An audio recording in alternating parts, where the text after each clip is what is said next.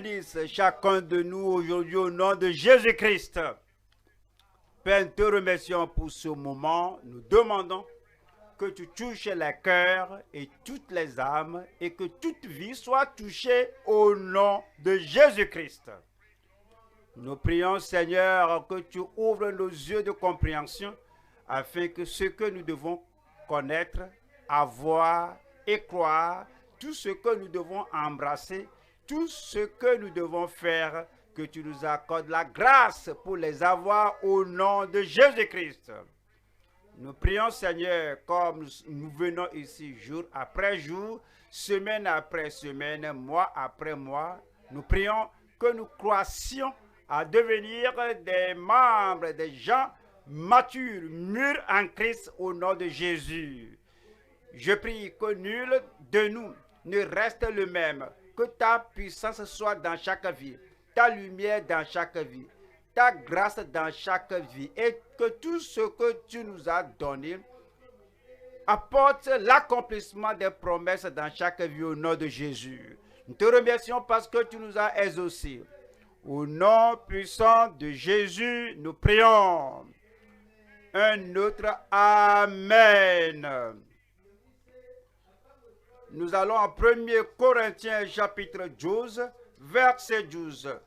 1 Corinthiens 12, verset 12. Car comme le corps est un et a plusieurs membres, et comme tous les membres du corps, malgré leur nombre, ne forment qu'un seul corps, ainsi en est-il de Christ. Verset 13. Nous avons tous en effet été baptisés dans un seul esprit pour former un seul corps. Nous sommes baptisés dans un seul esprit pour former un seul corps. Quand on voit le mot baptême ou baptisé, il y a le baptême d'eau. Le baptême d'eau n'est pas fait par le Saint-Esprit, mais par le ministre, le pasteur. Alors, on nous immerge dans l'eau, ce qui est une identification avec le Seigneur Jésus-Christ. Alors, on s'identifie avec sa mort, son ensevelissement et sa résurrection. C'est le baptême d'eau. Mais il y a un autre esprit, pas un seul esprit, le Saint-Esprit. Alors, il nous prend, il nous plonge, nous immerge, nous intègre au corps de Christ. Vous êtes nés de nouveau, vous êtes enfants de Dieu à cause de l'expérience de la nouvelle naissance et nous amène à faire partir, à être totalement bâtis avec le Saint-Temple qui est le corps de Christ. Un autre baptême, il y a le baptême dans le Saint-Esprit. Comprenez, le baptême d'eau se fait par un homme, le ministre. C'est celui qui nous intègre au corps de Christ, cela est fait par l'Esprit. Maintenant, le baptême de l'Esprit, le baptême dans le Saint-Esprit, le Seigneur Jésus lui-même, notre Sauveur, celui qui nous sanctifie, celui qui nous baptise dans le Saint-Esprit, il prend le croyant, sauvé, sanctifié, déjà faisant partie du corps de Christ, et il nous baptise du Saint-Esprit, il nous baptise dans le Saint-Esprit, et on nous dit, en tant que membre de l'Église, et comme nous faisons partie de l'Église, et c'est dit que nous avons tous en effet été baptisés dans un seul esprit pour former un seul corps, soit juif, soit grec, soit esclave, soit libre, et nous avons tous été abreuvés d'un seul esprit. Lorsque vous êtes baptisés dans le Saint-Esprit, vous buvez du Saint-Esprit. Si quelqu'un a soif, qu'il vienne à moi et qu'il boive, parce que lorsqu'il n'a pas baptisé les gens du Saint-Esprit, et que ceci, l'Esprit de Dieu doit venir à nous, rester en nous, parce qu'il n'était pas glorifié. Quand il est glorifié, alors on est baptisé dans le Saint-Esprit. Le baptême voudrait dire, le baptême veut dire être immergé d'eau, être plongé dans l'eau. Si on prend de l'eau, et vous voyez, vous avez une coupe dans la main, vous mettez la coupe dans l'eau là, alors la chose là est immergée dans l'eau. Et l'eau est autour de la coupe et dans la coupe. La même chose s'applique à l'enfant de Dieu. Vous êtes né de nouveau, sanctifié. Vous êtes baptisé dans le Saint-Esprit. Et le Saint-Esprit est en vous. Alors, vous êtes fait à boire d'un même esprit et c'est tout autour de vous. Vous recevrez la puissance, le Saint-Esprit survenant sur vous. Vous serez mes témoins à Jérusalem et dans la Judée et dans la Samarie et jusqu'aux extrémités de la terre.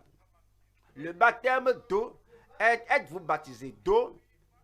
Le baptême en Christ, au corps de Christ, êtes-vous intégré au corps de Christ? Et puis le baptême, la puissance, l'immersion dans le Saint-Esprit. Vous serez revêtus de la puissance d'en haut. Le verset 14 nous dit, ainsi le corps n'est pas un seul membre, le corps n'est pas un seul membre. Qu'est-ce que cela veut dire? Si la tête se déplace sans cou, sans main, sans pied, mais ce serait vraiment bizarre. Tout le monde va fuir. Si le corps a la tête, mais pas de main, et le corps se promène, vous ne serez pas en mesure de faire tout ce que vous devez faire. Le corps, c'est dit que ainsi le corps n'est pas un seul membre, mais il est formé de plusieurs membres. Et nous dit que tous ces membres-là, intérieurs et extérieurs, les membres intérieurs invisibles, alors tous ces membres du corps, ils collaborent, ils se distinguent l'un de l'autre. Voilà le verset 15. Alors il parle des membres du corps. Si le pied disait, parce que je ne suis pas une main, je ne suis pas du corps, ne serait-il pas du corps pour cela? Il n'y a pas de supériorité ni d'infériorité. Le pied fait partie du corps, la main fait partie du corps. Et c'est ainsi l'oreille disait, parce que je ne suis pas un œil, je ne suis pas du corps, ne serait-elle pas du corps? Pour cela, l'œil est l'âne, les oreilles aussi sont l'âne. Le verset 17 nous dit, si tout le corps était œil, où serait l'ouïe? S'il était ouïe, où serait l'odorat? Nous avons 5 sens. Pour voir, pour entendre, pour humer ou goûter, pour toucher, goûter, humer et se déplacer. Tous ces membres du corps sont très importants. Alors, et ils sont essentiels. Et c'est dit que voici l'œuvre de Dieu, c'est l'arrangement de Dieu. Voilà le verset 18. Verset 18. Maintenant, Dieu a placé chacun des membres dans le corps comme il a voulu. Il ne faut pas vous concentrer sur un seul membre. Il ne faut pas nullifier, il ne faut pas détruire le ministère de l'oreille ou de l'œil, ou celui de la bouche, ou des pieds, ou des mains, ou du foie, ou des reins. Chaque partie du corps a sa fonction, a son rôle à jouer.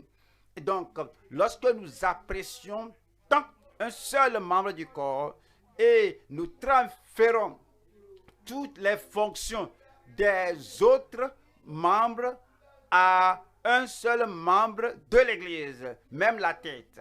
Le chef, la médecine, que la tête est si importante, je ne vais pas jouer mon rôle, que la tête fasse cela. L'oreille dit que je ne suis pas la tête, que la tête fasse cela. La bouche dit que la tête fasse cela. Alors, et si tous les membres transfèrent toutes les responsabilités de tous les membres du corps, si nous transférons cela à la tête, alors ça veut dire que nous rebutons, nous agissons contrairement au plan de Dieu et on agit à contre-pied contre le plan de Dieu. Et ce que le Seigneur dit, c'est que nous ne dirigeons pas tout ce que le corps doit faire aux dirigeants de l'Église, aux pasteurs de l'Église ou aux surintendants. Si on veut faire ceci, c'est le chef. Si on veut faire ceci, c'est le surintendant. Si on veut traiter ceci, c'est le chef. Si on veut faire quelque chose, c'est le chef. Et que chaque membre a sa fonction. Toi, joue ton rôle, que je joue mon rôle. Et c'est ainsi. Alors tous les membres du corps seront utiles et tous les membres du corps seront unis, utiles et profitables. Je prie que vous soyez profitables au nom de Jésus-Christ. Donnez-moi un bon amen. Verset 27 qui dit: vous êtes le corps de Christ. Vous, Église de Dieu, vous, les membres, vous qui êtes sauvés, vous êtes baptisés au corps de Christ, vous êtes le corps de Christ et vous êtes ses membres. Chacun pour sa part. Le verset 28. Et Dieu a établi dans l'Église, et Dieu, pas un, Dieu a établi dans l'Église, pas une seule personne, mais des personnes. Si on comprend, on marche avec Dieu et on vit en Dieu, et nous centrons nous focalisons notre compréhension sur ce que Dieu a dit, et Dieu a établi dans l'Église. Dieu a établi dans l'Église, premièrement, des apôtres, secondement, des prophètes, troisièmement, des docteurs, ensuite, ceux qui ont le don des miracles. C'est-à-dire, vous pouvez faire des miracles sans être apôtre. Après ces miracles, vous pouvez prier et des miracles peuvent se produire sans être prophète. Après ces miracles, vous pouvez prier et faire mouvoir la main qui fait des miracles dans votre propre vie, dans ma vie et dans la vie des autres sans être docteur. Et puis, après les miracles, puis ceux qui ont les dons de guérir. Les dons de guérison ne se limitent pas aux apôtres. Après cela, cela ne se limite pas aux prophètes. Après cela, cela ne se limite pas aux docteurs, aux enseignants. Après cela, il y a les dons de guérison, de secourir, Quelqu'un a besoin d'un habit pour se couvrir, secourir la personne, aider la personne. Quelqu'un a besoin d'un hébergement, aider la personne. Quelqu'un a besoin d'alimentation, aidez-le. Quelqu'un a besoin d'encouragement, aidez-le. Tout ne se dirige pas à l'apôtre. Après cela, on a le don de secourir et puis de gouverner. C'est-à-dire, c'est l'administration. Mettez la chaise là-bas, le banc là-bas, et écrivez cette lettre-là à l'État. En fait, disséminer cette information, de parler diverses langues. Et je prie que le Seigneur, comme lui-même nous enseigne, et que nous comprenions la vérité. Je prie que nous vivions et que nous marchions selon la vérité au nom de Jésus-Christ. Quelqu'un là-bas doit crier Amen. Le message du jour est l'unité et l'utilité des membres en Christ. L'unité et l'utilité des membres en Christ. Nous allons voir 3 points. L'unicité des membres nés de nouveau en Christ. Ils sont uniques, ils sont différents du monde, ils sont différents de leur passé, ils sont différents des pécheurs. L'unicité.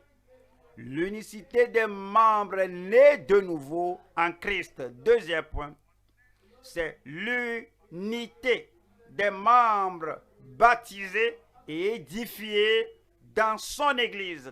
Lorsque nous naissons de nouveau, on se repent, on croit au Seigneur Jésus-Christ et puis on est baptisé d'eau. Et puis on est plongé, on est intégré au corps de Christ.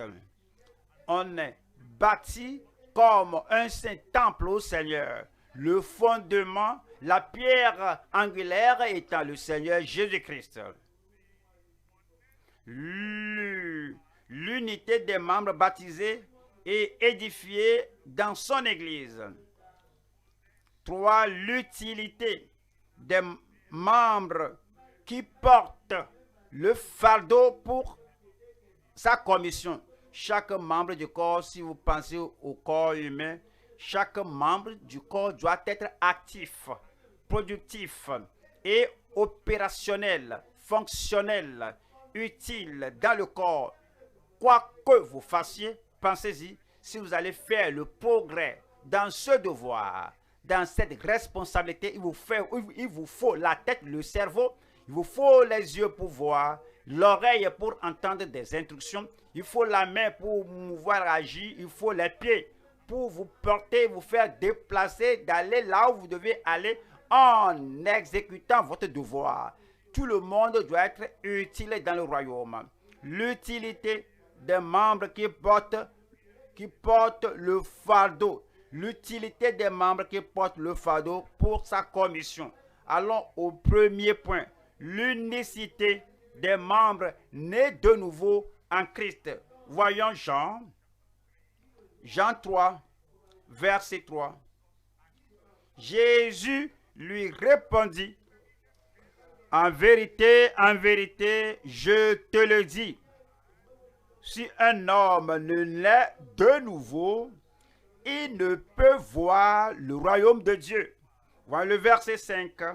Verset 5 qui nous dit, Jésus répondit, en vérité, je te le dis, si un homme ne naît d'eau et d'esprit, il ne peut entrer, il ne peut être intégré, il ne peut faire partie du royaume de Dieu. Il ne peut entrer dans le royaume de Dieu. La première expérience est essentielle, c'est que vous naissez de nouveau, vous êtes transformé pour devenir une nouvelle créature en Christ. Vous ne pouvez pas être un homme naturel et puis entrer dans le royaume. Vous ne pouvez pas être un homme naturel et devenir membre de Christ. Si l'homme naturel peut être instruit, éduqué, mais cela ne vous fait pas membre du corps de Christ. L'homme naturel pourrait être intelligent, mais cette intelligence ne fait pas de vous un membre du corps de Christ. Et cet homme naturel pourrait être moralement bon, mais parler de morale sans être né de nouveau ne ferait pas de vous un membre du corps de Christ. L'intelligence, mais vous devez être né de nouveau. Bien instruit, vous devez être né de nouveau. Et vous êtes moralement bon. Il vous faut la nouvelle naissance. Tous ont péché et sont privés de la gloire de Dieu. Alors c'est lorsque vous vous détournez des ténèbres, vous venez à la lumière, vous vous détournez de votre vie passée, et vous venez à Christ. Si quelqu'un est en Christ, il est une nouvelle créature. Les choses anciennes sont passées, voici toutes choses sont devenues nouvelles. Né de nouveau. Vous devenez un membre unique, né de nouveau en Christ.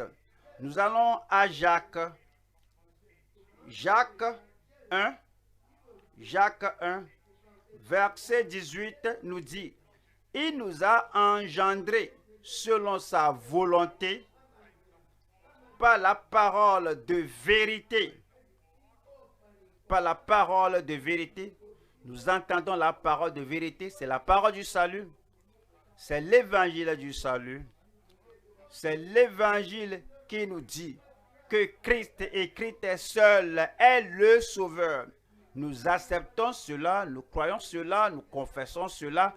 nous venons devant le Seigneur et puis il efface tout notre passé et nous sommes engendrés selon sa volonté par la parole de vérité afin que nous soyons en quelque sorte les prémices de ces créatures différentes, uniques, totalement et complètement séparées pour le Seigneur. Et le verset 21, verset 21 nous dit, c'est pourquoi rejetant toute souillure et tout excès de malice, recevez avec douceur, pas avec orgueil, recevez avec douceur et non avec attitude de m'as-tu vu, je connais tout, je ne viens pas entendre la parole de Dieu, je viens seulement. Non, quand tu viens, si tu es un véritable enfant de Dieu et tu es engendré et tu es né de nouveau et tu es ôté et tu viens dans le royaume avec douceur, tu reçois la parole qui a été plantée en vous et qui peut sauver vos âmes. Vous recevez la parole qui peut sauver votre âme. Quelle est l'unicité d'un véritable membre du corps de Christ? L'unicité est qu'il est né de nouveau. Ce n'est pas tout le monde dans le monde qui est né de nouveau. Donc si toi tu es né de nouveau, donc tu es unique. Non seulement ça, alors ils sont appelés hors du monde, séparés du monde, ils sont rendus différents et distincts du monde. C'est l'unicité. Vous êtes maintenant une nouvelle créature en Christ. L'ancien style de vie est ôté. Un nouveau style de vie a commencé. Tu peux dire par la grâce de Dieu, j'étais ceci auparavant, mais je ne le suis plus. Et l'alcool que je buvais, je ne le prends plus. Et les habits immodestes que je portais, je ne les porte plus. Les mensonges que je proférais, je ne les profère plus. Les lieux de mes visites dans les nuits, je n'y vais plus. Et le gangtérisme et le gang dont je suis membre, je ne suis plus cela. Alors, tu es unique. L'unicité des membres nés de nouveau en Christ. Maintenant, tu as reçu la parole de Dieu. La parole est plantée dans ton âme. Et ce qui peut te rendre sage à salut. Voyons Luc 10, verset 20.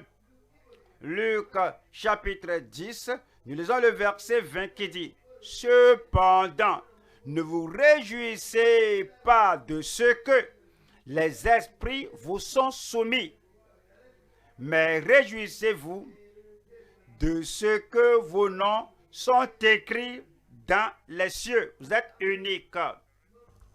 Voilà, le reste des gens, les citoyens du monde, ont leur nom écrit dans le monde.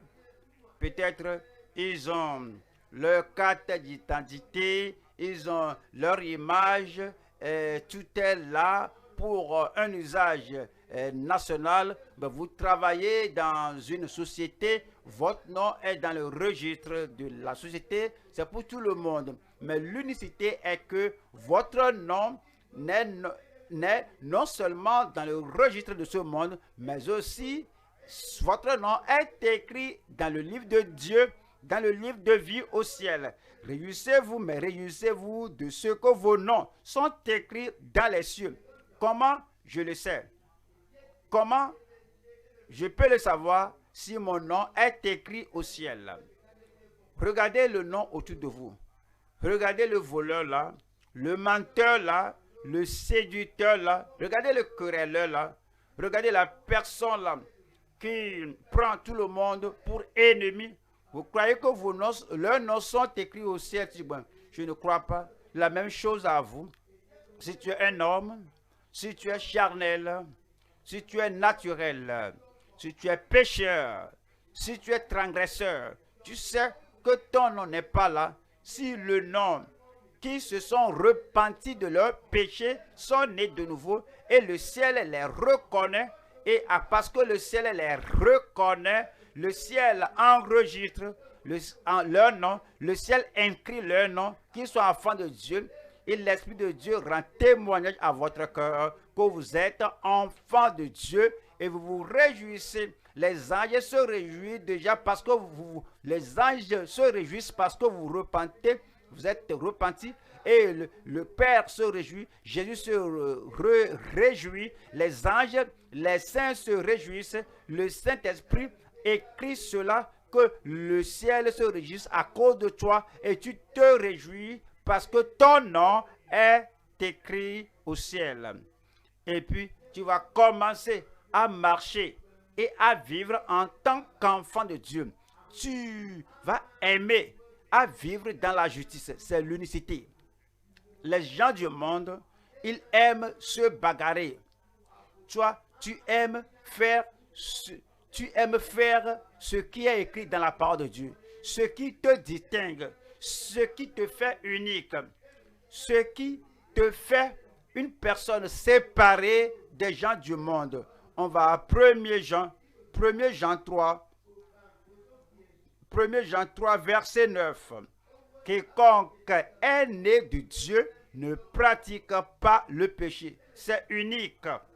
C'est unique. Si tu ôtes cela des expériences chrétiennes, on n'est plus unique. Si tu dis que, oui, je suis membre de l'Église, mais il y a des péchés que je ne peux pas abandonner, tu n'es pas unique. Tu es comme toute autre personne du monde. Qu'est-ce qui fait d'eux les pécheurs? Qu'est-ce qui fait d'eux des gens du monde? Leur habitude, leur caractère, leur comportement, leurs actions qu'ils ne veulent pas abandonner. Donc si tu ne délaisses rien, si tu es comme eux, que j'aime ma bouteille d'alcool, j'aime mon paquet, ou bien mon cartouche, mon paquet de cigarettes, j'aime mes partenaires de péché. Donc, tu es comme eux, tu n'es pas né de nouveau. Si tu es né de nouveau, quiconque est né de Dieu ne pratique pas le péché. Parce que la semence de Dieu demeure en lui et il ne peut pécher parce qu'il est né de Dieu. Je prie que chacun de nous fasse cette expérience au nom de Jésus-Christ. Amen. Voilà le verset 10. C'est par là que se font reconnaître les enfants de Dieu et les enfants du diable. Oh. Donc, il y a des enfants du diable. Il y a aussi des enfants de Dieu. Tous ont péché.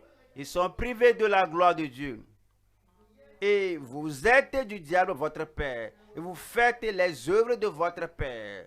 Et lorsque tu vas vouloir sortir de ce camp des enfants du diable, et tu te distingues, et tu dis, je ne vais plus être comme eux. Et tu passes à l'autre bord par la repentance et la foi en Christ. Maintenant, les enfants de Dieu, c'est par là que se font reconnaître les enfants de Dieu. Les enfants du diable, quiconque ne pratique pas la justice n'est pas de Dieu, non plus que celui qui n'aime pas son frère. Je prie que cette unicité d'être né de nouveau, d'être lavé dans le sang de l'agneau et d'être rendu aussi blanc que la neige et de mener une nouveauté de vie. Je prie que par la foi, par la prière, par la soumission, par un dévouement total au Seigneur, que ceci soit votre portion au nom de Jésus-Christ. Je dis que cela soit votre portion au nom de Jésus-Christ. Allons au deuxième point maintenant. Deuxième point, c'est l'unité des membres baptisés et édifiés dans son Église. Voyons le mot là, l'unité. Cela ne veut pas dire qu'on a la même fonction. La main s'unit au pied. Et voyez, quand on marche, on fait balancer par réflexe les mains. Et cela va avec le déplacement, le mouvement des mains, des pieds. Vous voyez, quand vous marchez, vous voyez, vos yeux se dirigent vers la direction où vous marchez. Vous voyez, quand vous avancez, vous marchez et vos oreilles entendent le son. Il faut parler comme ça. Il y a un bruit que si tu passes par ici, tu vas culbuter. Il faut aller tout droit. Vous voyez, si vous marchez, vos poumons fonctionnent ensemble en marchant. Ce que nous disons, c'est que tous les membres du corps collaborent, coopèrent et ils s'unissent dans toute l'activité qui se fait à l'époque. Maintenant, lorsque la main ne coopère pas avec la tête et que le pied ne se dirige pas à la direction que la tête dirige, on dit que la personne là a une dépression mentale parce que la tête ne peut plus contrôler les membres du corps. Les membres du corps sont en discorde. Alors il y a la désunion à cause de cette division et à cause de cette division. Alors ensemble, les mains, les pieds, les poumons, le cerveau, tous ensemble, en tant que personne, nous disons qu'il a une dépression mentale, nous disons qu'il est lunatique, nous disons qu'il est fou. Maintenant, si les membres du corps de Christ, les véritables membres du corps de Christ, nés de nouveau, mis à part, purifiés, lavés, épurés, s'ils ne sont pas unis, ils feraient de ce corps presque un blasphème. C'est ce qu'ils font. Ils feraient de ce corps avec Christ, le chef, un fou. Vous amenez le blasphème au corps lorsque les membres du corps ne s'unissent pas. Le Seigneur veut que nous soyons un. Nous allons aux Éphésiens. Éphésiens 2, verset 19. Ainsi donc, vous n'êtes plus des étrangers si vous êtes repentis. Ainsi donc, vous n'êtes plus des étrangers si vous pouvez mentionner le jour, le temps, l'heure où vous avez reçu Jésus comme votre sauveur personnel et votre vie est changée. Ainsi donc, vous n'êtes plus des étrangers si vous êtes connus du ciel, si vous êtes connus de Christ, si votre nom est dans le livre de vie au ciel. Ainsi donc, vous n'êtes plus des étrangers si l'Esprit de Dieu rend témoignage à votre cœur que vous êtes enfant de Dieu, si votre comportement, si votre acte ne contredisent pas votre confession. Ainsi donc, vous n'êtes plus des étrangers ni des gens du dehors, mais vous êtes concitoyens des saints, gens de la maison de Dieu. Verset 20. Vous avez été édifiés sur le fondement, vous êtes baptisés, intégrés au corps de Christ, et vous êtes édifiés sur le fondement des apôtres et des prophètes. Jésus-Christ lui-même étant la pierre angulaire. Et le verset 21 dit, en lui, tout l'édifice bien coordonné. Si vous avez une pile, un morceau, un amas de briques, ou bien, si on doit faire les briques, ouais, il faut une proportion de ciment, de sable. On fait le mortier pour faire les briques. Cela ne constitue pas un édifice. Certains sont comme la brique. Ils disent que je suis né de nouveau, je suis né de nouveau. Mais ils ne sont pas encore édifiés, bâtis ensemble. Ils n'ont pas l'esprit, l'intention, l'humilité. Ils n'ont pas la douceur, l'humilité pour permettre à une autre brique d'être mise sur eux, une autre brique d'être sous eux. Ils ne permettent pas à une autre brique d'être à leur côté. Ils sont seulement solitaires et les solitaires ne peuvent pas constituer un édifice. Celui qui pense à lui seul, et lui, c'est seulement son désir qu'il nourrit. Tout ce que j'aime, tout ce que je veux, moi je ne veux pas qu'il soit à côté de moi. Je ne veux pas que l'autre personne soit au-dessus de moi. Et chaque fois, ils chicanent et s'échinent.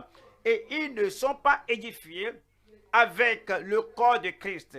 Et c'est dit au verset 21. En lui, tout l'édifice bien coordonné s'élève pour être un temple saint dans le Seigneur. Et le verset 22 dit, en lui, vous êtes aussi édifiés. Si vous n'êtes pas une pierre, une brique qui est mise à part et vous êtes bon, vous êtes bien construit, mais vous êtes seulement dans l'isolement.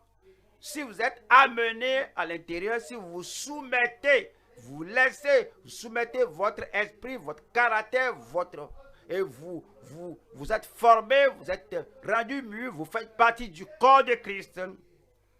En lui, tout l'édifice bien coordonné s'élève pour être un temple saint dans le Seigneur. Un temple saint dans le Seigneur. Pensez-y. Un amas de pierres, une pile de cailloux, de sable, ne constitue pas un édifice. Personne ne peut aller vivre là-bas. Mais lorsqu'on amène le gravier, le ciment, le sable, et on bâtit, on forme, on fait un édifice. Ensuite, Dieu vit en nous. Mais lorsque l'église est divisée, l'église est déchirée, une partie ici, l'autre partie là-bas, ils ne pensent pas d'un commun accord, ils ne s'accordent pas, ils n'ont jamais un consentement, un esprit, une foi, une même doctrine. Christ ne vit pas là-bas, ne va pas vivre là-bas. En lui, vous êtes aussi édifiés pour être une habitation de Dieu en esprit. Cela accentue notre unité. C'est lorsque nous sommes un que le Seigneur fera des merveilles, des prodiges au milieu de nous, au nom de Jésus-Christ. Nous allons à Jean 17, verset 11. Jean chapitre 17, verset 11. Je ne suis plus dans le monde. Christ est allé au ciel. Et ils sont dans le monde. Et je vais à toi. Père Saint, garde en ton nom ce que tu m'as donné, afin qu'il soit un, afin qu'il soit un. Garde-les, afin qu'il soit un. Sécurise-les, afin qu'ils soient un. Fortifie-les, afin qu'ils soient un. Garde-les saints et justes, afin qu'ils soient un comme nous. Vous pouvez commencer à vous examiner. Tu dis que tu es membre de l'Église, de son Église. Es-tu un avec nous autres, tels que le Père et le Fils sont un?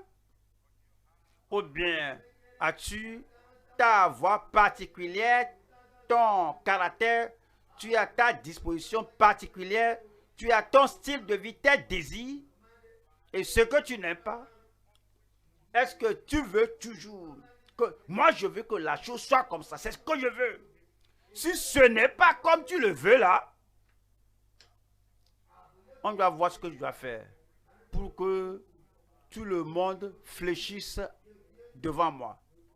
Mais il nous garde de Satan, il nous éloigne du péché, il nous éloigne de la maladie, il nous éloigne du mal dans le monde, afin qu'ils soient un comme lui, comme eux, comme nous.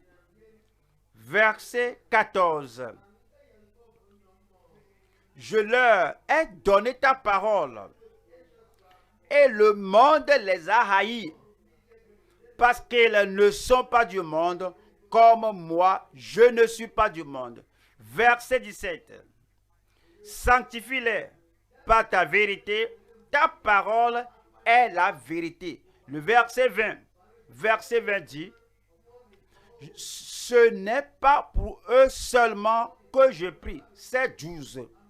Ces premiers disciples, ce n'est pas pour eux seulement que je prie, mais encore pour ceux. La prière ici parle de la sanctification. Sanctifie-les par la vérité. C'est la prière, ta parole est la vérité.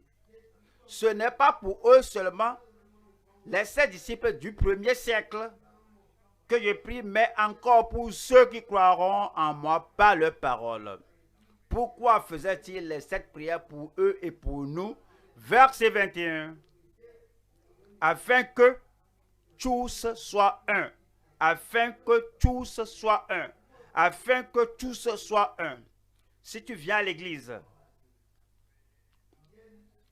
et puis on s'assied ensemble, on écoute, on entend, on reçoit la même parole, nous prions le même Père, nous avons Jésus, le même Sauveur, sanctificateur, celui qui baptise, le roi qui vient, et nous avons la même Bible ensemble, et nous irons au même ciel, mais jamais on est unis, on ne peut pas se voir avec le pécateur, avec les ministres.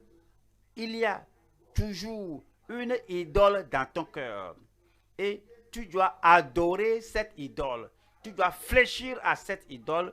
Et quel que soit ce que tu jouis du corps de Christ, ton idole est le numéro 1 dans ton cœur. Et tu ne peux pas servir Dieu et Mammon. À cause de cela, ton idole t'éloigne d'être uni à l'église de Dieu. Si tu n'es pas uni avec le peuple de Dieu ici, lorsque tu passeras à l'autre bord, tu ne vas pas rester avec eux, vivre avec eux pour toujours. Alors, il faut le salut. Il faut la réponse à la prière de Jésus-Christ. Alors, pour ôter le moi, l'ego, l'orgueil, l'esprit diviseur, la sensualité, que cela soit ôté de ton corps et que tu deviennes la réponse à la prière de Jésus-Christ, afin que tous soient un. Comme toi, Père, tu es en moi et comme je suis en toi. Moi en lui, lui en moi. Moi en vous, vous en moi. Si tu es en moi, tu vas penser tel que moi. Tu vas aller à la direction que j'emprunte. Tu vas supporter la passion de mon cœur. Si, non seulement avec toi, mais avec vous, mais en toi, en vous, on va planifier ensemble, adopter les mêmes stratégies, avancer ensemble, et l'idole dans ton cœur, l'idole dans mon cœur serait totalement écrasée, éradiquée. C'est l'idole-là, l'idole du moi, qui empêche cette unité. Mais pour la prière de Jésus, vous savez, si tu prouves que Jésus est faux, alors Jésus va-t-il être serait-il en bon état avec vous? Il a prié pour le corps de Christ. Voici la vie profonde, les mêmes doctrines, le même Père, humainement parlant, le Père dans le Seigneur, la même direction et le même programme. Cependant, si le cœur ne peut pas être ensemble, il y a quelque chose qui manque dans notre expérience chrétienne. Afin que tous aussi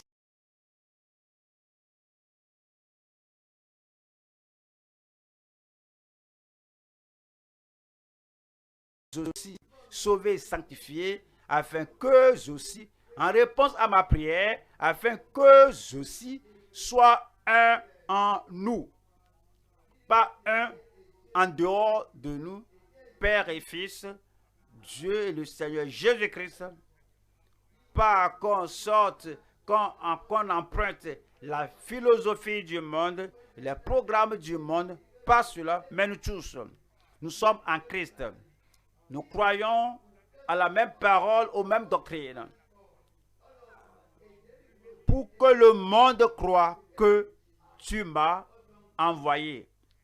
Nous prions pour que les âmes se convertissent s'ils ne sont pas unis. Nous nous contredisons. Nous allons contredire notre prière. Nous prions que le monde croie. Le monde général.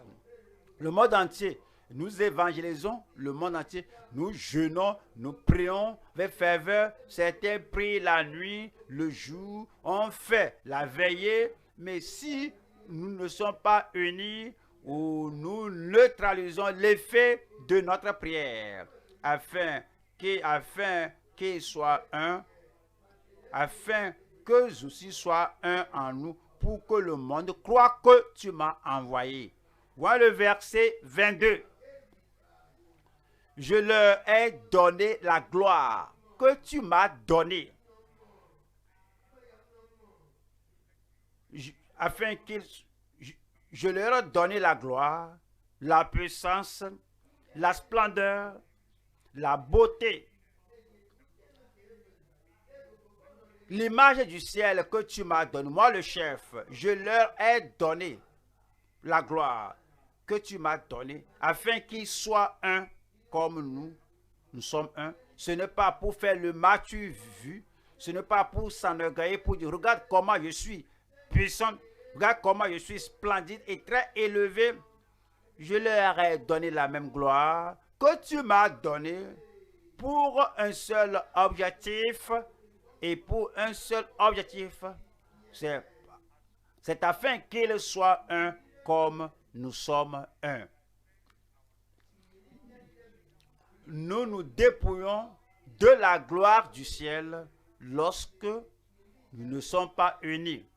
Nous entrons dans le royaume, nous sommes intégrés au corps de Christ, et dès que nous sommes entrés, nous oublions le pourquoi nous sommes à l'intérieur, nous oublions que le pourquoi nous sommes ici, le pourquoi la grâce nous est donnée, pourquoi nous avons des bénédictions spéciales, le pourquoi la gloire de Christ nous est communiquée. La raison et l'objectif du ciel, c'est que nous soyons un, comme le Père et le Fils sont un. Et quand on oublie cela, c'est comme on court sans aucun objectif, on se déplace sans aucun objectif, on adore sans aucun objectif, on prie sans aucun objectif, on fait des programmes, on transpire, on fait ceci, on oublie l'objectif pour lequel toute la gloire, les programmes nous sont donnés, afin qu'ils soient un comme nous sommes un. Et le verset 23 nous dit, verset 23, moi en eux, attendez, si Christ est en moi, et Christ en toi, pourquoi on ne peut pas se voir? Pourquoi on ne peut pas aller à la même direction? Si le même Christ au-dedans de toi et qui te contrôle, si le même Christ qui est en moi qui me contrôle, comment on ne peut pas se comprendre? Pourquoi on n'est pas unis? Pourquoi tu passes par ici, je passe par ici? Pourquoi on n'entend pas sa voix? Moi en eux et toi en moi, afin qu'ils soient parfaitement un. Afin qu'ils soient parfaitement un. S'ils ne sont pas unis, nous ne serons jamais parfaits. Quelle que soit l'expérience qu'on professe à faire, que vous êtes sauvé, on te regarde, sanctifié, nous te regardons. Tu vas prier et tu jeûnes des jours, on te regarde. Et tu t'accroches aux promesses de Dieu, nous te regardons. Et tu t'apprêtes pour l'avènement du Seigneur, on te regarde. Si toutes ces expériences que tu professes, étant sauvé, sanctifié, tu es très connaisseur, tu es baptisé dans le Saint-Esprit, tu parles la langue, tu vois des visions, quelque chose que tu peux dire, tu peux prier des heures, jeûner des jours, si tu n'es pas uni avec le corps de Christ, avec le corps de Christ, les membres de Christ, tu ne seras jamais parfait. Tu vas jeûner sans perfection, tu vas prier sans perfection, donner des dîmes et offrandes sans perfection, courir par-ci par-là sans perfection, et Christ vient. Et la seule chose qu'il cherche, c'est cette unité, c'est cette perfection. Cela n'est pas là. Tu vas œuvrer en vain. Moi en eux, et toi, moi en eux, moi en eux et toi en moi, afin qu'ils soient parfaitement un, et que le monde connaisse que tu m'as envoyé. Et que le monde connaisse que tu m'as envoyé. Et 2000 ans passés, Christ est venu dans ce monde. Il est mort à la croix du Calvaire. Il y a beaucoup de personnes dans le monde. Maintenant, environ 7 milliards de personnes sur la planète. Et 1 milliard de personnes ne savent pas que Christ est venu pour eux. Et il meurt chaque jour. Et chaque jour, l'autre jour, j'ai dit 120 000 personnes meurent chaque jour. Je suis allé faire les recherches dans les récents. Dans les récents recherches, dans les récents info, plus de 150 000 personnes meurent chaque jour. Et quelque chose comme un jour, on se concentre sur cela et on abandonne tout ce qui doivent connaître la résurrection de Jésus-Christ, la mort de Christ.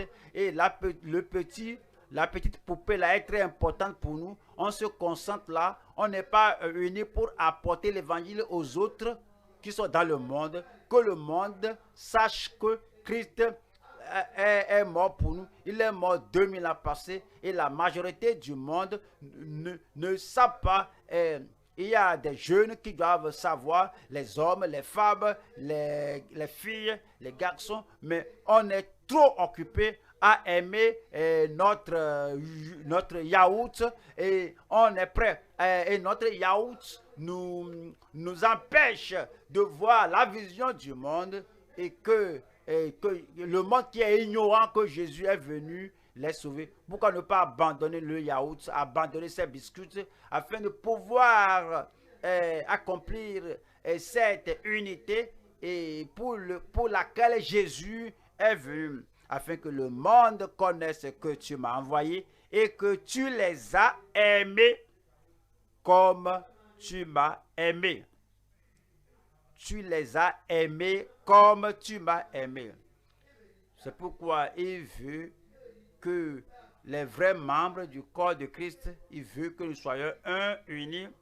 Alors cessez de penser à vous-même, à ce que vous aimez, ce que vous n'aimez pas, et pensez à ce que Christ a apporté pour que, avec cette vision d'unité, avec des efforts conjugués, avec les forces unies, on peut atteindre le monde pour leur faire savoir que Christ est venu pour eux. Nous serons unis. Je dis, nous serons unis. Je sais, ceux qui chantent que nous sommes un, nous sommes unis, en chantant le petit cœur, le cœur est en discorde. Peut-être ils sont contre leur mari, ou peut-être l'autre femmes, lorsqu'ils chantent, ils apprécient leur petite église locale, les petits ouvriers là, et puis ils ne pensent plus aux autres de l'église. Chantez et croyez-y, agissez selon cela, montrez afin que tous soient un. Lorsque nous sommes un, l'Esprit de Dieu va se mouvoir en notre sein au nom de Jésus-Christ. Nous allons aux Actes chapitre 2. Actes 2, 1. Le jour de la Pentecôte, ils étaient tous ensemble dans le même lieu. Ils étaient tous ensemble, pas d'accord, pas de désaccord. Ils étaient ensemble, pas de désaccord entre Jean et Jacques. Il n'y a pas de désunion entre Pierre et André. Pierre, attends, c'est moi qui t'ai amené à Christ. Et assis-toi là-bas. Et puis, il n'y a rien entre la mère de Jésus et le reste. Et tout le monde. Vous parlez de Jésus. Je suis la Vierge mère de Jésus. Donc, donnez-moi l'occasion de parler. Il n'y a pas d'argument entre Matthieu et Thomas. Qui crois-tu être plus grand? Moi qui vais écrire l'évangile selon Saint Matthieu. Que vas-tu écrire? Quelle position détiens-tu? Quel don as-tu? Il n'y avait pas de discorde. On dit le jour de la Pentecôte, ils étaient tous ensemble dans le même lieu. S'ils ne sont pas unis, le nouveau jour de la Pentecôte ne viendra pas pour nous. On serait toujours là. On serait vide. On serait sec. On serait superficiel. On serait faible, impotent. Mais lorsque nous sommes tous unis, que l'Esprit de Dieu va agir en notre sein. Et lorsqu'ils étaient unis, c'est dit au verset 2. Verset 2 dit, tout à coup, il vint du ciel là. Le ciel va reconnaître que nous sommes tous unis. Lorsque nous sommes unis dans le cœur, dans la vision et dans notre direction, et il n'y a pas de critique dans le petit coin là-bas où qu'on se trouve, tout à coup il vint du ciel là, un bruit comme celui d'un vent impétueux, et il remplit toute la maison où ils étaient assis. Et le verset 3 nous dit des langues semblables à des langues de feu. Nous prions que le feu tombe, que le feu tombe, que le feu de la Pentecôte tombe. Il n'y aura pas de feu sans unité. Il n'y aura pas de feu sans unité. Il n'y aura pas de réveil sans l'unité. Notre sacrifice sera froid sur l'autel sans que le feu du ciel tombe parce qu'il n'y a pas d'unité. Des langues semblables à des langues de feu leur apparurent, séparées les unes des autres, et se posaient sur chacun d'eux. Parfois, on prêche, on prie, tous les pécheurs là ne sont pas convertis. La grâce ne vient pas sur chacun d'eux. On prêche, on prie, ceux qui doivent être sanctifiés, tous ne le sont pas. La grâce pour la sanctification ne vient pas sur tout le monde. On prêche, on prie, et la puissance du Saint-Esprit ne descend pas sur tout le monde. Et le fardeau de l'évangélisation, le feu de l'évangélisation, la ferveur dans la prière ne vient pas sur tout le monde. Il n'y a pas d'unité. Nous n'avons pas le même cœur, le même esprit, la même passion, la même vision, mais c'est dit que des langues semblables à des langues de feu leur apparurent séparées les unes des autres et se posèrent sur chacun d'eux. Verset 4. Et il fut. Oui, au temps de Christ, ils étaient tous guéris, sauvés, ils étaient tous sauvés. Sanctifie pas ta vérité, ta parole la vérité, ils étaient tous sanctifiés. Et attendez la puissance du ciel, ils étaient tous remplis, ils étaient tous encouragés. Et toute l'église a le repos, et l'église avançait et croissait dans la crainte de Dieu, et la parole de Dieu augmentait, et ils furent tous remplis du Saint-Esprit et ils se mirent à parler tous. Ils se mirent à parler en d'autres langues selon que l'Esprit leur donnait de s'exprimer. Je prie que cette unité apporte la plénitude de l'Esprit de Dieu en notre sein et dans chaque cœur au nom de Jésus-Christ. Voilà le verset 39. Verset 39. Verset 39.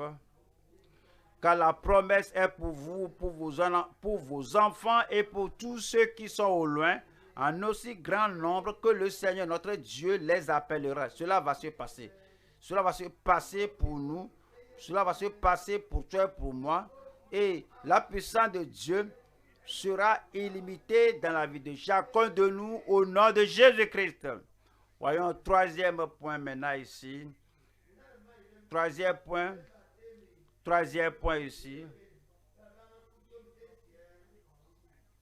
Troisième point ici, c'est l'abnégation. C'est l'abnégation, le désintéressement des membres qui portent le fardeau pour sa commission. Le désintéressement. Dieu merci pour la grande commission. Dieu merci pour toute l'Église qui porte ce fardeau, qui soulève ce fardeau. Dieu merci, il n'y a personne qui soit indifférent. Pourquoi elle est là? Pourquoi là-bas? Pourquoi ici? Pourquoi pas ici? Dieu merci, il n'y a personne qui dise le surintendant doit aller nulle part. C'est ici que le pasteur doit arrêter, qu'il soit toujours ici. Que les autres là soient assoiffés, affamés, qu'ils prient ou pas. Il n'y a pas de problème. C'est ici qu'il doit toujours rester. Dieu merci, il n'y a pas de gens comme ça. Mais s'il y en a, nous ne les avons pas entendus se déclarer, se prononcer. Si nous allons voir le monde évangélisé, si nous allons voir les gens sortir des ténèbres, de leur mauvaise vie, sortir de leur prison, sortir de leur captivité, de leur confinement, si nous allons voir l'évangile couler, atteindre, si nous allons voir la parole de Dieu pénétrer dans la vie des milliers de cœurs, numéro 1, vous devez être désintéressé. Pas seulement moi et ma maison, pas seulement moi et mes proches, les gens de ma famille, pas seulement moi et mon église locale, pas seulement moi et notre église locale. Nous devons devenir désintéressés et ayant le même cœur, le même esprit que Christ avait pour le reste du monde, pour tout le monde entier. Nous devons avoir l'esprit de Christ en nous et porter le fardeau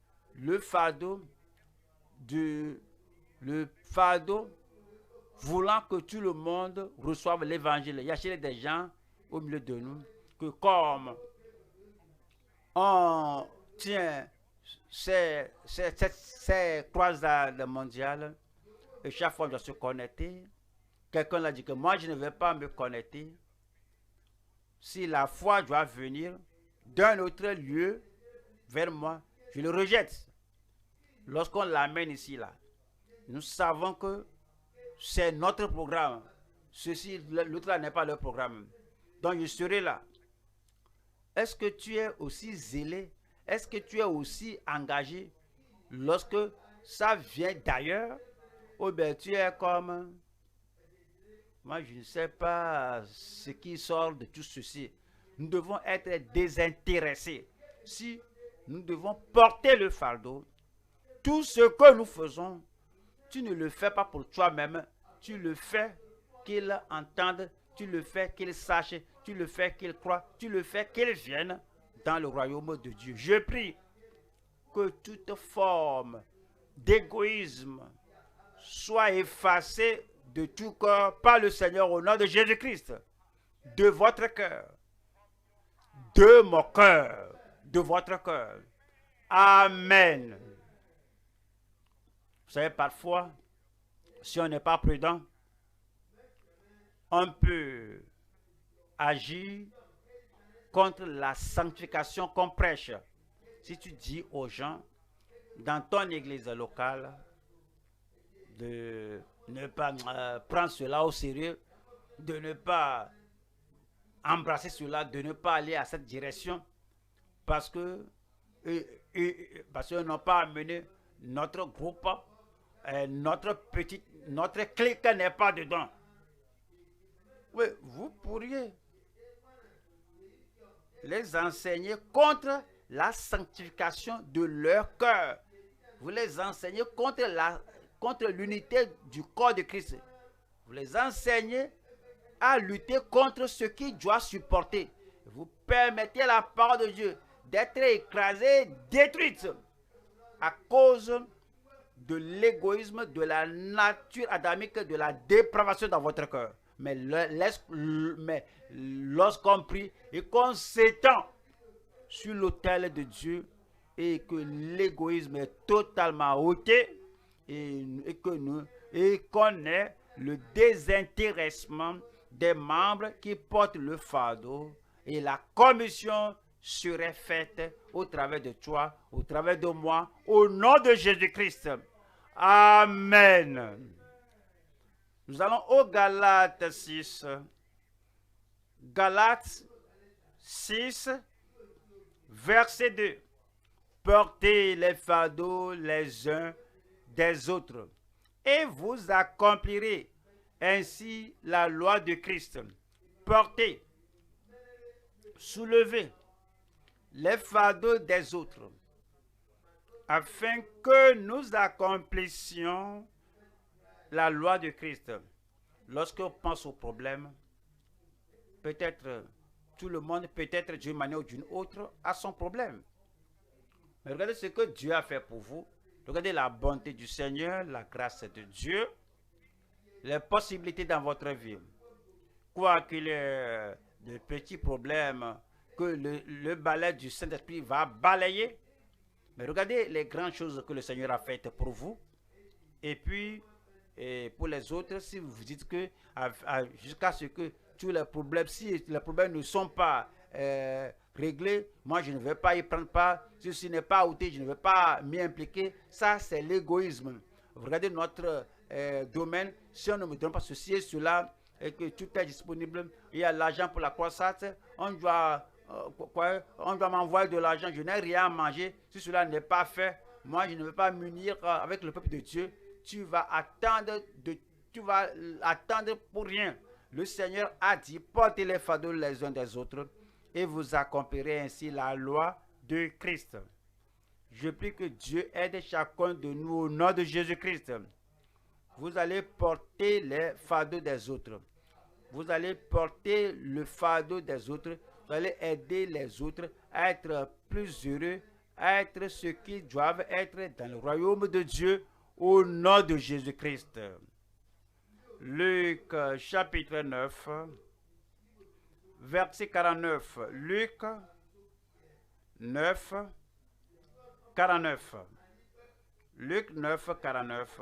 Jean prit la parole et dit, Seigneur, Maître, nous avons vu un homme qui chasse des démons en ton nom, et nous l'en avons empêché parce qu'il ne nous suit pas. Vous rappelez Jean?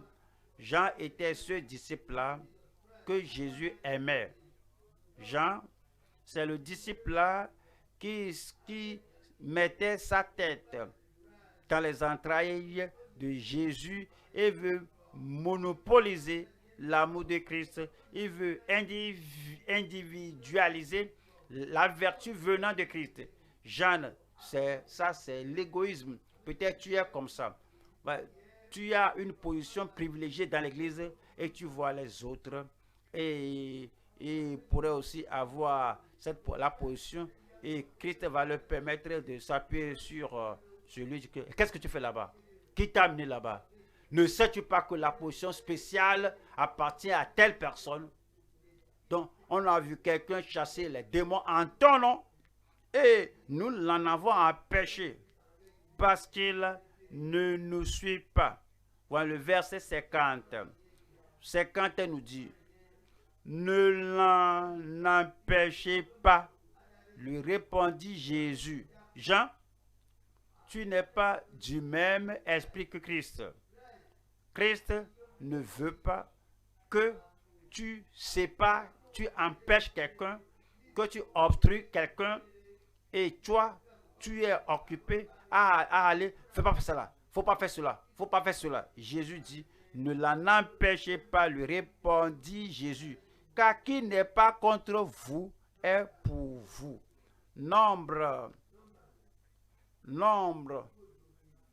11, 27. Nombre 11, 27. Un jeune garçon courut l'annoncer à Moïse et dit, Eldad et Médad prophétisent dans le camp. Lui aussi a sa chair à prophétiser. Caleb a sa portion à prier. 68 d'eux ont leur portion, ils ont prophétisé. Mais Eldad et Médad étaient dans le camp et le Seigneur leur a donné le même don. Josué, à quoi penses-tu? Es-tu plus zélé que Dieu? Es-tu plus passionné que Dieu? Mais est-ce que tu sais qui doit faire cela, qui ne doit pas le faire plus que Dieu?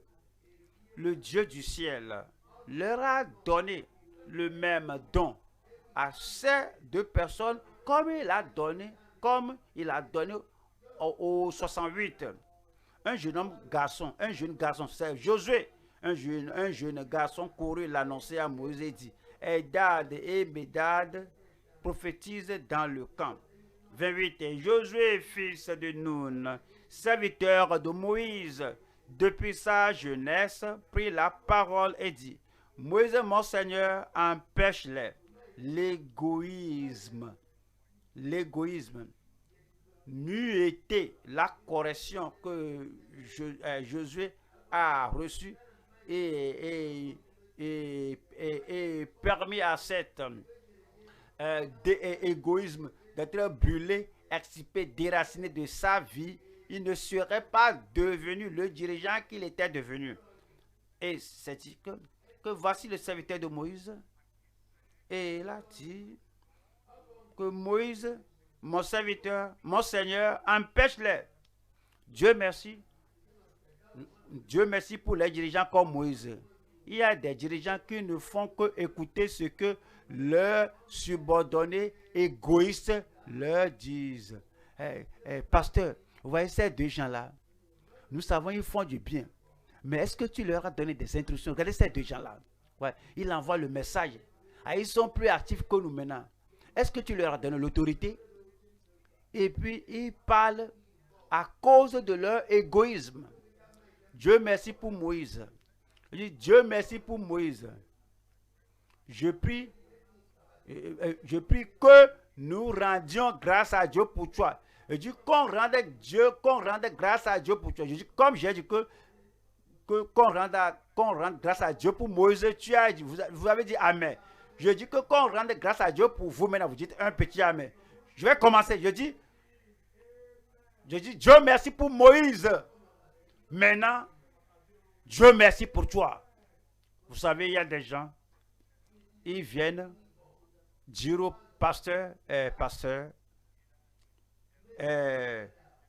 Eldad, Médad, ils font ceci, cela. Le pasteur dit, laisse-les seuls. Nous tous, nous travaillons pour Dieu. Ils vont revenir une autre fois. Ils n'ont pas appris de la première leçon.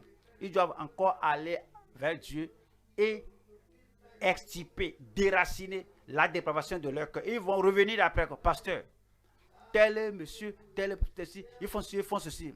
Est-ce que tu leur as permis de faire ça? Laisse-les seuls. Ok, d'accord.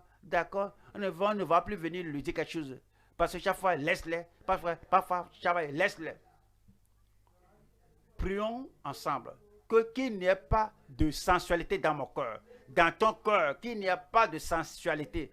Dans nos sœurs, qu'il n'y ait pas de sensualité. Dans nos jeunes, qu'il n'y ait pas de sensualité. Dans nos enfants, qu'il n'y ait pas de sensualité. Et lorsque Nous avons la nature de Christ, l'amour de Christ et la passion de Christ nous bouge sans aucun égoïsme.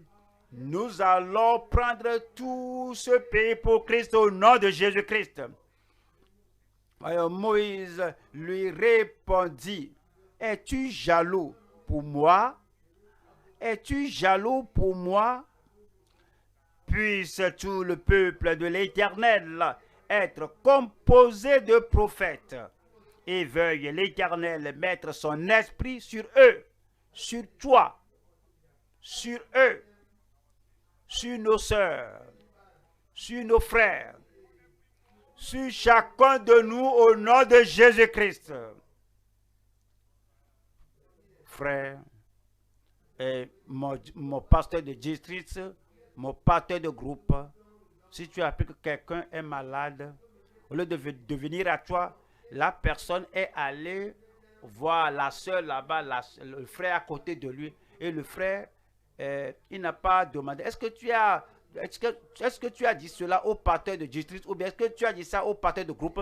Le frère est venu là-bas prier, et le miracle s'est produit. Et puis, le jeudi, on vient, et cette personne a dit que vous me regardez ici, gloire à Dieu, je serais déjà mort depuis mercredi, mais j'ai appelé frère, tel frère.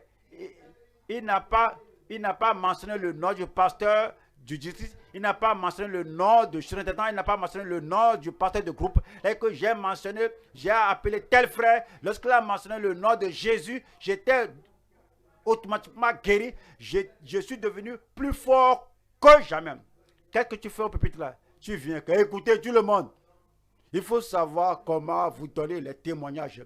Nous ne sommes pas ici pour exalter un homme. On n'est pas ici pour exalter une femme. Je sais. S'ils ont mentionné ton nom, on a dit que c'est toi qui es élu du jour, que j'ai appelé le pasteur du groupe, j'ai appelé le pasteur national, le pasteur régional, il a mentionné le nom de Jésus. C'est comme si le Dieu qui a prié une prière courte et directe, et tu as disparu. Je suis vivant aujourd'hui. Tu vas venir, et tout le monde, vous avez entendu le témoignage là, gloire à Dieu, Dieu est à l'œuvre. Je dis Dieu est à l'œuvre. Et Dieu utilise tout le monde, même mon petit moi ici, et vous allez aller par-ci par-là. Maintenant, je dois vous dire que la puissance de Dieu est ici. J'aime cela. Dis la même chose. Lorsque le miracle se produise au travers de quelqu'un qu'on ne connaît pas, pour qu'il n'y ait pas d'égoïsme, qu'il n'y ait pas de sensualité, qu'il n'y ait pas d'ego, du moi, que nous tous, qu'on joigne les mains et que la puissance de Dieu ne cesse jamais dans notre église au nom de Jésus-Christ. Que les beaux vieux jours reviennent. Dans votre vie, les beaux vieux jours reviendront. Dans votre famille, les beaux vieux jours reviendront. Dans nos districts, les beaux vieux jours reviendront. Comme je vous le dis, je vous transfère la puissance ce jour. Aujourd'hui, c'est différent. Vous serez en feu. Je ne peux pas voir les gens de feu. Où êtes-vous? Vous serez en feu au nom de Jésus-Christ. Ouvrez la bouche. Et que Dieu vous parle ce jour, lorsque vous priez, que le feu tombe. Que le feu tombe. Et que la puissance du ciel tombe sur toute âme affamée par le Seigneur. Je serai uni avec le peuple de Dieu. Je serai uni, et toute la sensualité, la dépravation et toutes les choses qui me font dire que moi seul, j'ai une idole, l'idole que je protège. Dis au Seigneur que toute l'idole soit ôtée de ton corps et que tu aies une sanctification authentique, une unité authentique avec le peuple de Dieu au nom de Jésus-Christ. Parle au Seigneur, parle au Seigneur. Ouvre ton corps, ouvre ta vie, examine-toi. Es-tu égoïste? Examine-toi. Et est-ce que tu penses à toi seul? Examine-toi. Est-ce que tu es rempli du moi? Est-ce que tu es rempli du moi? Tu es rempli de sensualité? Est-ce que tu es rempli de dépravation? Parle au Seigneur. Seigneur, agis dans mon corps. Seigneur, agis dans mon âme. Seigneur, agis dans mon esprit. ôte tout ceci de moi, ôte l'égoïsme et la désunion, ôte la division de mon cœur.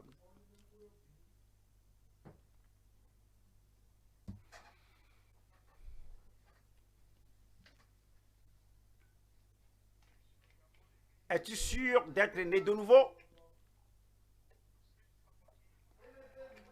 Tes péchés sont-ils pardonnés?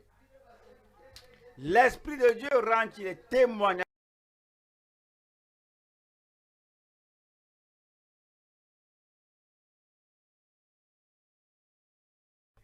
Le changement, la transformation.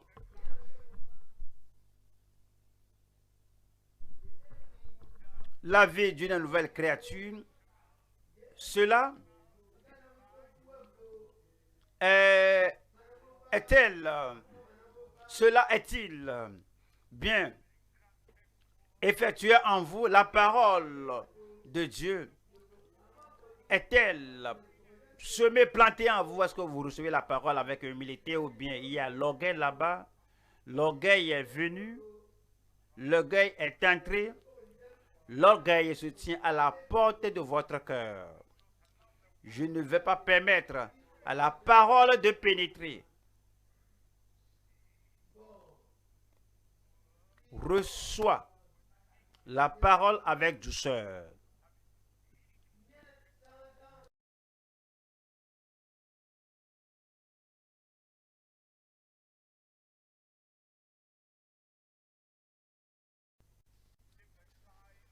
Mène la vie du royaume. La vie du royaume. Le comportement du royaume. La justice du royaume. L'amour du royaume. La soumission au royaume.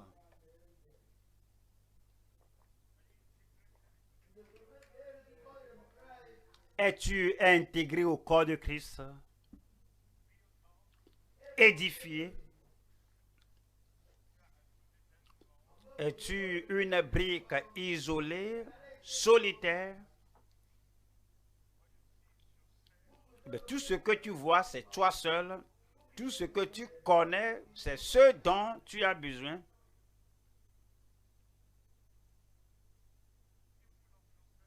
Es-tu rempli de toi-même?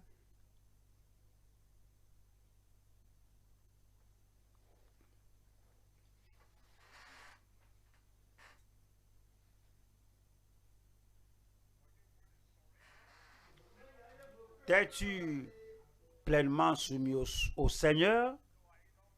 Pas d'idole, pas d'orgueil, pas de moi,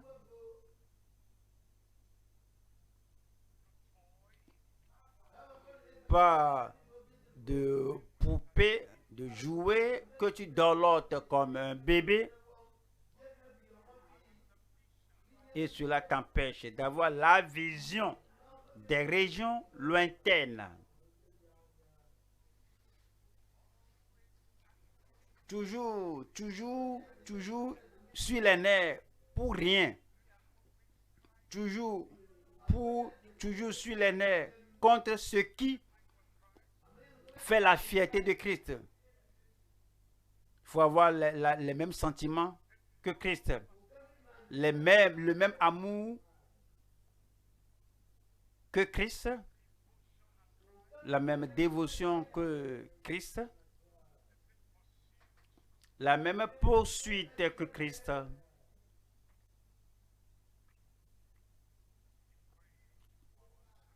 Christ a prié pour notre sanctification. Pendant qu'il y a l'orgueil, la sanctification ne va pas se produire. Lorsque la sensualité siège là, l'autodéfense, l'autopromotion, la sanctification n'aura pas lieu. Lorsqu'il y a l'obstination, Lorsqu'il y a l'autoconsidération, la sanctification n'entre pas là. Si toujours c'est moi,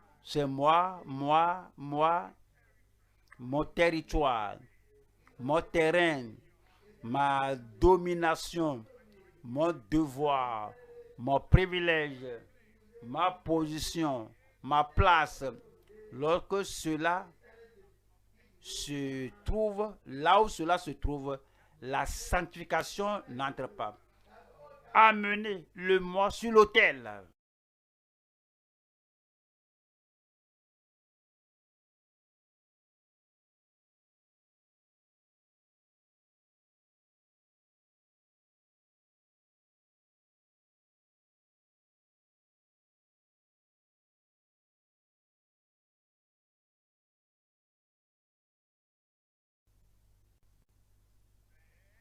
C'est alors que vous allez déclarer être sanctifié. C'est alors que le moi, l'égoïsme sera éradiqué du trône de votre cœur. C'est alors que vous serez unis.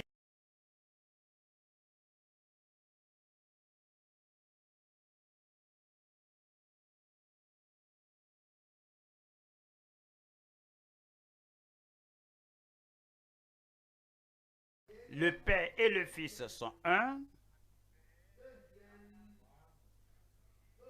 Et puis,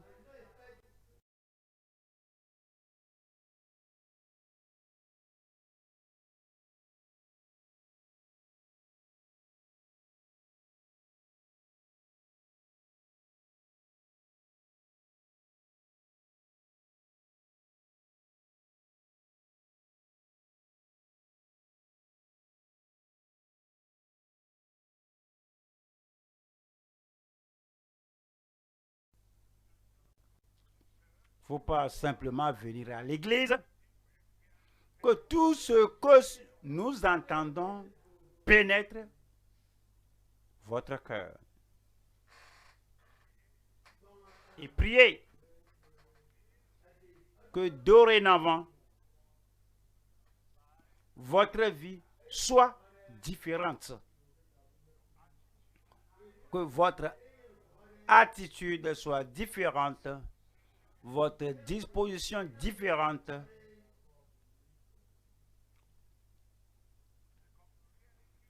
Que vous deveniez véritablement unique, étant un instrument d'unité pour l'Église du Dieu vivant.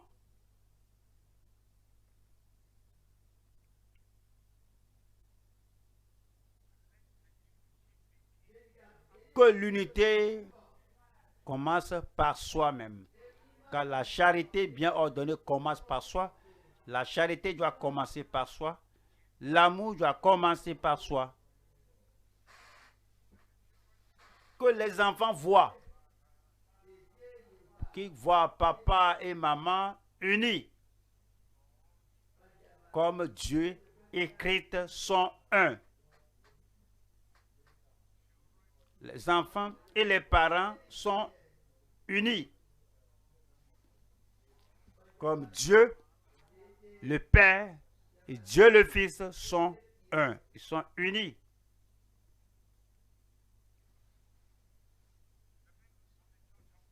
Les membres du corps de Christ sont unis avec les ministres. Comme Dieu et Christ sont un.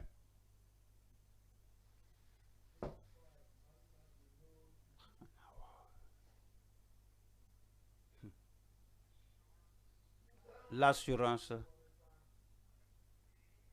que votre nom est écrit dans le livre de vie au ciel.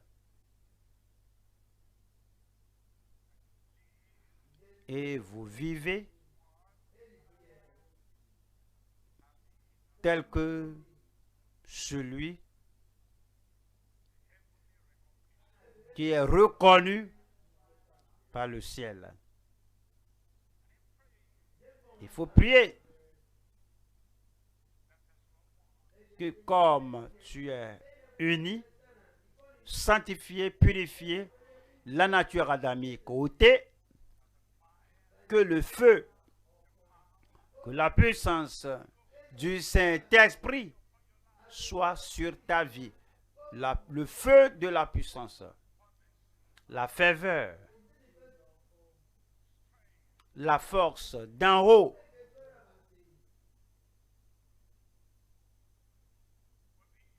soit dans ta vie.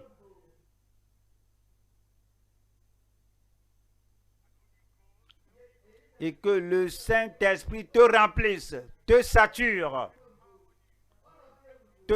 t'investit de pouvoir, t'enveloppe. Il y aura de grandes possibilités de l'Esprit dans ta vie. Comme tu es un, tu es uni avec le corps de Christ.